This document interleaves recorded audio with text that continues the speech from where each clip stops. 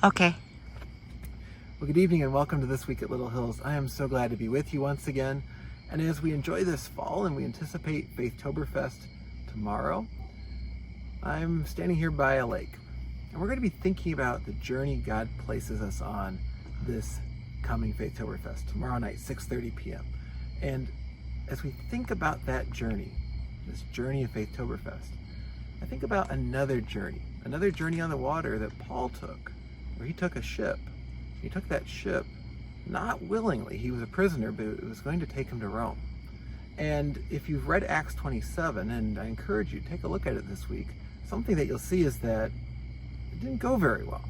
In fact, he was shipwrecked. And I'm about to see a really beautiful boat go behind me here. And if you watch that boat, we certainly hope it doesn't end up shipwrecked, and it's gone on many voyages safely. It's made it there, and we tend to think that success is a ship making it to where it's supposed to go.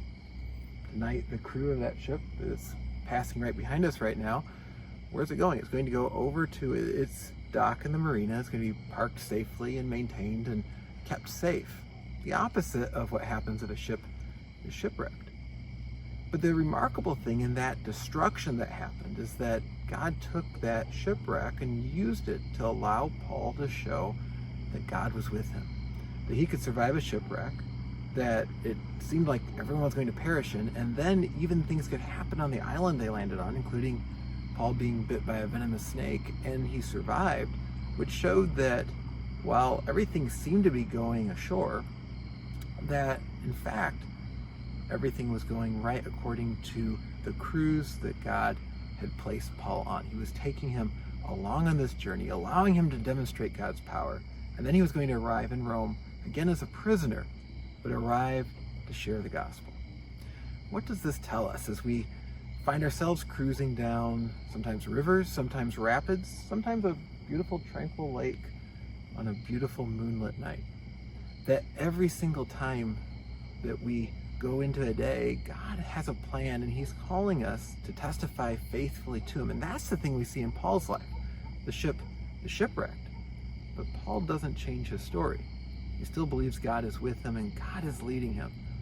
And so in that we see all the way to the end of Acts 28, where the story ends as far as the book of Acts is concerned. Paul is still testifying to God's goodness, and people are coming to faith. We see later in the New Testament, in fact, that goes on, and Paul's journey goes on. He continues to share the faith. And for each of us, sometimes it feels like a chapter is closing. Sometimes it feels like we're shipwrecked. Sometimes it feels like we're on a tranquil cruise and we're just taking in the scenery. But in every single case, we have the opportunity to share God's goodness and to remind people of the love, the faithfulness of our God. That's why I love when we celebrate Faithtoberfest. That's what I love every time we gather together as the people of God, that we can testify to that. And I hope that is an encouragement to you today as we go into the rest of this week, as we look to Sunday and worshiping together as the people of God, as we do all this, that our faithful God has us on a journey, and he will be faithful to continue to pilot our ship of life to exactly the point he intends. Have a wonderful and blessed day. And I'll see you again, cruising along very soon.